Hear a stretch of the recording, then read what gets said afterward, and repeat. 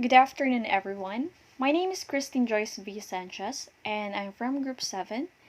What I'm going to discuss today is about child abuse investigation. Here's the table of contents. Number 1 is child abuse investigation. 2 is what is child abuse. 3. Different acts of child abuse. 4 is several types of child abuse. Number 5 is other forms of child abuse. 6 is about video presentation. Child abuse investigation. Crime against children that punishable under several laws, including the provision of the Revised Penal Code, or RPC, and the rape law. So the purpose of child abuse investigation is to ascertain the safety of the child and then to obtain the information necessary to resolve issues or a specific complaint. Bago ko i-play itong video, disclaimer lang, medyo sensitive siya. So, it's about a 3-year-old girl na binugbog ng kanyang stepmother way back in 2018. Ngunit sabi nung suspect, aksidente daw ang nangyari. So, kayo na mismo yung humusga.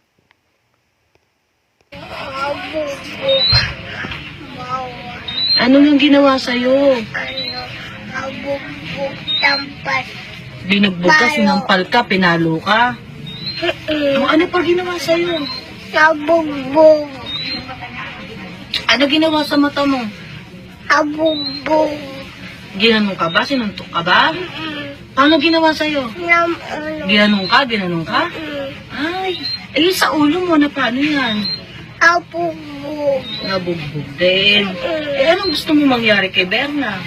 Ayaw ko doon eh. Huwag mo pakilaman yan, ano? Ayaw ko doon. Ayaw mo doon? Saan? Sila. Sa kanila? Bakit ayaw mo sa kanila? Ama, umiyak ako eh. Umiiyak ka? O ba't ka umiiyak? So, kitang-kita naman dun sa video na sobrang daming pasa ng bata sa muka. Halos di na din makakita. Kitang-kita yung trauma niya dun kay Berna. So, based dun sa balita, inhanda ng otoridad ang kasong paglabag sa Republic Act No. 7610 or Physical Abuse in Relation to Child Abuse laban kay Berna Espina na stepmother ng bata. Next is, what is a child abuse? Child abuse is a sexual, psychological, physical mistreatment or neglect of a child or children, especially by a parent or other caregiver. So, sinasabi lang na it's not just physical violence directed at the child. Ito ay kahit anong maltreatment na ginawa ng hindi na menor de edad, katulad na lamang ng violence at pagbabanta sa bata. Did you also know that child abuse may include any act or failure to act by a parent or other caregiver that results in actual or potential harm to a child and can occur in a child's home or in the organizations, schools, or communities the children interacts with. So, number 3 is different acts of child abuse. The different acts of child abuse include any of the following overt acts. Number 1 is psychological and physical abuse, neglect, cruelty, sexual abuse, and emotional maltreatment. Number 2 is any act by deed or word which debases, degrades, or demeans the intrinsic worth and dignity of a child as a human being. 3 is unreasonable deprivation of his or her basic needs for survival, such as food and shelter. Number 4 is failure to immediately give medical treatment to an injured child, resulting in serious impairment of his or her growth and development or in his or her permanent incapacity or death. Neglect is the failure to meet a child's basic physical and emotional needs. Kasama na rito ang bahay, pagkain, damit, edukasyon, at access sa medical care, at ang pag-validate ng emosyon ng bata. Common example ng child abuse is verbally abusing a child, pagpwersa sa bata na hawakan ka sa maselang bahagi o kaya naman kabaliktaran, ikaw ang mahawak sa katawan ng bata. Pag-asar sa bata nang hindi naman kinakailangan. yung desisyon mo bilang magulang or guardian na hindi pag-aralin yung bata. At ang pag-aalila sa bata, pati na rin ang pag-iwan sa bata ng walang nagbabantay isang act ng child abuse. Lastly, yung pagsasawalang bahala o hindi mo pagbigay ng agarang lunas na nagresulta ng serious impairment, katulad na lang ng pagkabagok ng bata dahil sa kapabayaan mo at may namuong dugo, pero ipinagsawalang bahala mo lamang. Meron din isang example ng neglect is yung nag-viral na video sa ibang bansa. Hindi ko alam kung sa China siya. So, bale, yung yaya, binabantayan niya yung alaga niya. So, nasa gilid sila ng swimming pool. Tapos, yung ginagawa nung nagbabantay is nagsa-cellphone, may ka-chat, tapos yung bata naglalaro lang dun sa gilid. Hindi na malayan nung yaya na nalaglag na pala sa swimming pool yung binabantayan niya. So, nalunod yung bata. Hindi niya pa rin namamalayan, mga ilang minuto pa bago niya nakita yung alaga niya na nalulunod na. So, yung ending is namatay yung bata dahil nga sa kapabayaan nung nagbabantay. So, lesson lang doon bilang ikaw yung nagbabantay ng bata, dapat alam mo yung responsibilidad mo na mag-focus lang doon sa alaga mo. Hindi yung nagsa-cellphone ka habang yung bata nalulunod na doon sa may swimming pool. So, ending nun, makukulong ka na, nawalan ka ng trabaho, nasira yung pangalan mo, nasira mo pa yung buhay ng pamilyang pinagsisilbihan mo. O ito yung mga sinabi ko kanina. Makikita dyan sa picture.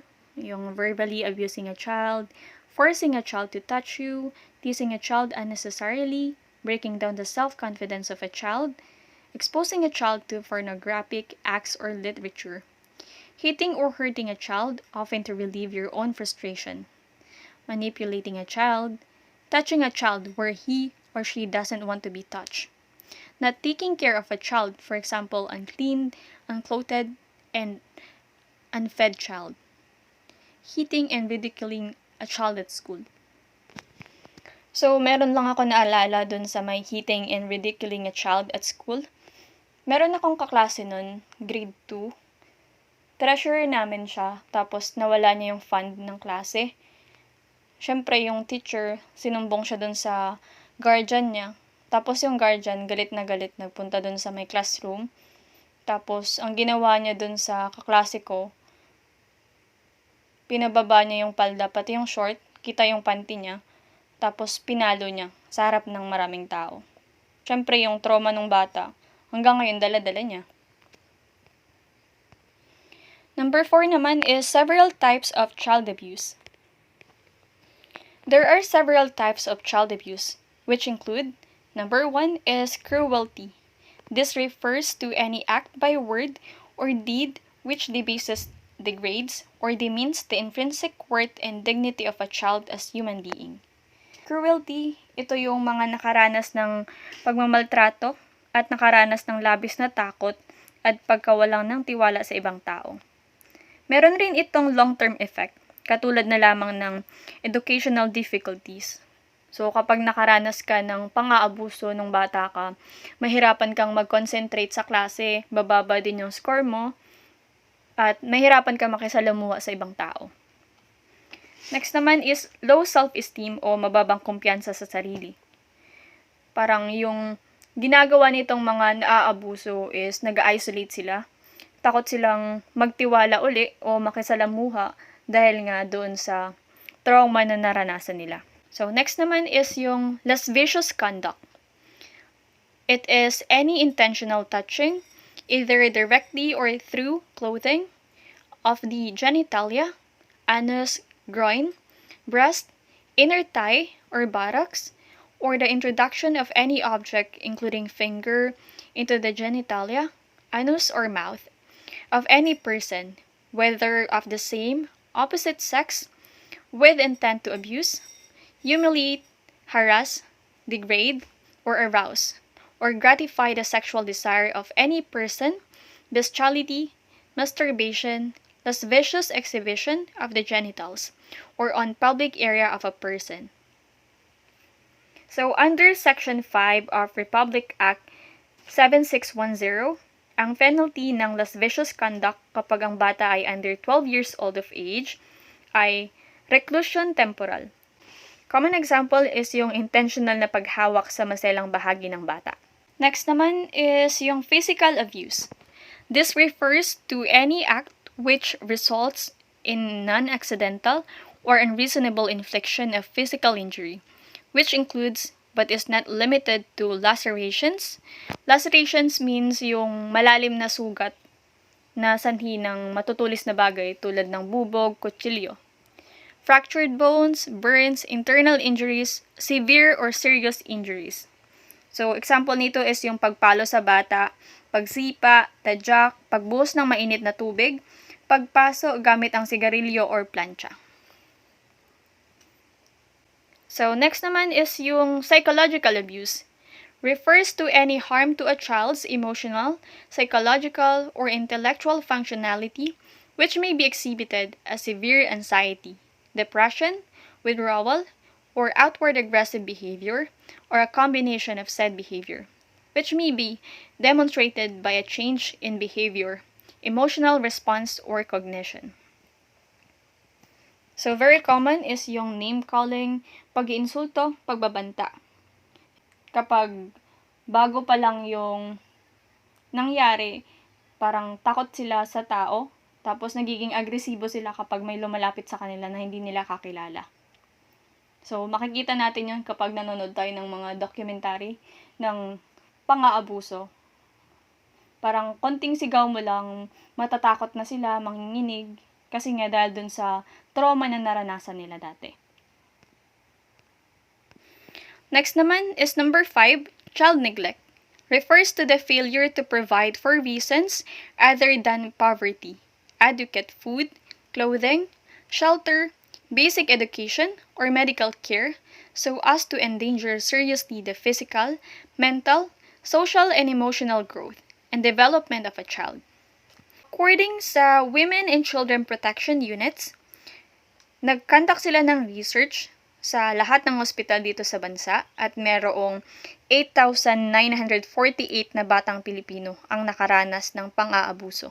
Also includes abandonment, concealment of a child, failure to give education, commensurate to family social status and financial condition, cause or permits child truancy, allows a child to possess or to carry a deadly weapon, and allows a child to drive without or with fake license. Bilang guardian or magulang, obligasyon mo na alamin kung ano yung ginagawa ng anak mo, pagsabihan kung may nagawang pagkakamali, para kapag tanda niya, alam niya yung responsibilidad niya bilang citizen ng bansang ito. Mahirap yung kapag tanda, doon palang i-correct. Siyempre, alam mo naman natin yung may dudulot nun, di ba? Mapupunta sila sa kulungan. Doon nila itatama yung pagkakamaling nagawa nila. So, habang bata pa, dapat turuan na ng magandang asal. Number 6 naman is about sexual abuse. It refers to any employment, use of persuasion, inducement, enticement, or coercion of a child to engage in or assist another person to engage in any of the following, such as sexual intercourse, lascivious conduct, molestation, prostitution, and incest with children. Based din dun sa pag-aaral, tumaas yung online sexual abuse sa mga bata sa bansa nitong pandemic. Nag-increase siya ng 246.6% or 202,605 na report noong enhanced community quarantine compared noong 2019 na meron lamang 76,561 cases. So, lumobo talaga siya.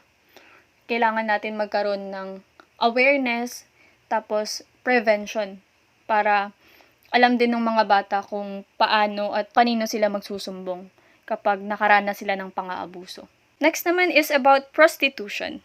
When children, whether male or female, engage in sexual intercourse or lascivious conduct for money, profit, or any other consideration, or due to coercion or influence of any adult, syndicate, or group. So, ang pangunahing dahilan kung bakit nagkakaroon ng prostitution dito sa bansa is ang kahirapan. It is also a form of sexual exploitation. Dito, pwede kang makasuhan ng RA 9208 or Anti-Trafficking in Persons Act of 2012 as amended by RA 10364 in relation to RA 10175 or Cybercrime Prevention Act and RA 9775 Anti-Child Pornography Act and also RA 7610 which is Anti-Child Abuse Act. Number 8 is child exploitation. Letter A, hiring, employment, persuasion, or coercion of a child to perform obscene exhibition and indecent shows, whether live or in video or films, or to pose or act as a model in obscene publications or pornographic materials, or to sell or materials. Letter B is using a child directly or indirectly for begging. C, using a child as conduit or middleman in drug trafficking. Letter D is using a child for other illegal activities and employing a child below 15 years of age, except under sole responsibility of parents or legal guardian. 2. Child employed in public entertainment. Number 5 is other forms of child abuse. 1. Attempt to commit prostitution is committed when a person who, not being a relative to a child, is found alone with the child inside a room or cubicle, or a house, an inn, hotel, motel, pension house, apartel, or other similar places, vessels, vehicles, or any other hidden, it is especially or secluded area under suspicious circumstances. Best example dito is yung nag-viral na video nung pare na ng rape sa 17 years old na batang babae. So, ang nangyari, last year pa pala nag-report yung minor de edad na nire-rape daw siya nung pare. Makikita doon sa video na kasama nung pare yung minor de edad sa kotse doon sa liblib na lugar. Ang ginawa is sinuspinde yung pare habang nagkakandak ng investigation. Number 2 is when any person is receiving services from a child in sauna parlor or sauna bath, massage clinic, health club, and similar places. 3. Any person who shall keep or house in his or her company a minor, 12 years or under, or who is 10 years or more in any public or private place, hotel, and so on. So, under Article 6, Section 10 of Republic Act 7610, any person who did the following shall suffer the penalty of prison mayor in its maximum period at magbabayad ng hindi bababa sa 50,000 pesos. Number 4, including or delivering or offering a minor to any person prohibited by law to keep or have in his or her company a minor. So, under Republic Act 7610, Article 6, Section 10C, under Republic Act 7610, Article 6, Section 10C, any person who committed the act shall suffer prison mayor at magbabayad ng hindi bababa sa 40,000 pesos. Number 5 is any person, owner or manager, or one entrusted with the operation of any public or private place of accommodation who allows a person to take a minor with or her to such place. Under Republic Act 7610, Section 10D, any person who committed the act shall suffer prison mayor at magbabayad ng hindi bababa sa 50,000 pesos. So, number 6 is about video presentation.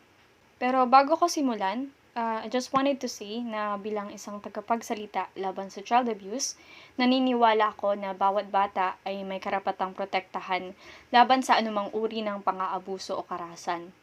Ang pagmamaltrato sa mga bata ay hindi dapat pinapayagan at hindi dapat itinotolerate sa anumang sitwasyon.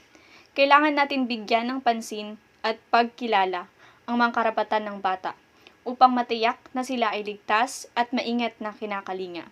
Kailangan nating magkaisa bilang isang komunidad upang protektahan ng bawat isa, lalo na ang mga bata. Kung mayroon mang nakikitang pang-aabuso sa kanilang paligid, kailangan itong isumbong sa mga otoridad upang masiguro na ang bata ay makakaligtas at makaka-recover mula sa kanyang karanasan.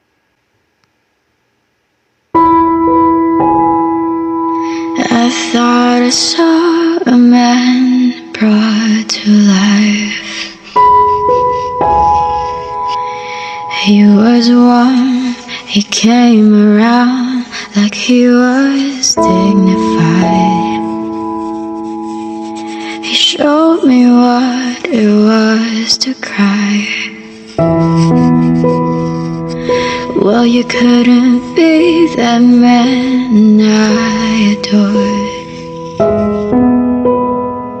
You don't seem to know, don't seem to care what your heart is for. No, I don't know him anymore. I'm all out of faith. This is how I feel. I'm cold and I am chained, lying naked on the floor. Illusion never changed into something real, and I can see the perfect sky is torn.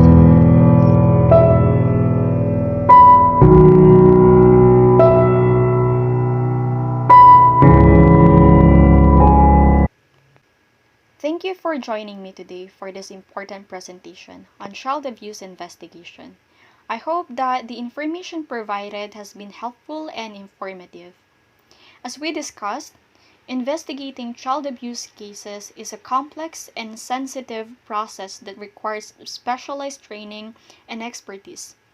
It's critical that we have skilled professionals who are equipped to handle these cases and provide support to the victims and families affected. I want to commend all of the investigators, law enforcement officials, and child welfare professionals who are working tirelessly to protect children and bring justice to those who have been victimized. To the survivors of child abuse, I want to say that you are not alone. There are resources and support available to you, and I encourage you to seek out the help you need to heal and move forward. Let's continue to work together to prevent child abuse and ensure that all children are safe and protected. Thank you again for your attention and commitment to this important issue.